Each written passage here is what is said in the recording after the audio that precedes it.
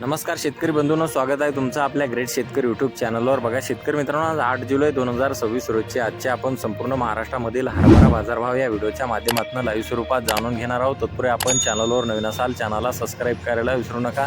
चला तर शेतकरी मित्रांनो, आपण व्हिडिओला प्रत्यक्षात सुरुवात करूया। बघा शेतकरी मित्रांनो, कृषी उत्पन्न बाजार समिती कारंजा येथे अवकालेले 800 क्विंटल असे दर 5700 रुपये क्विंटल, सर्व संदर्भ 5610 रुपये क्विंटल। आता हे लोकल हरभरा।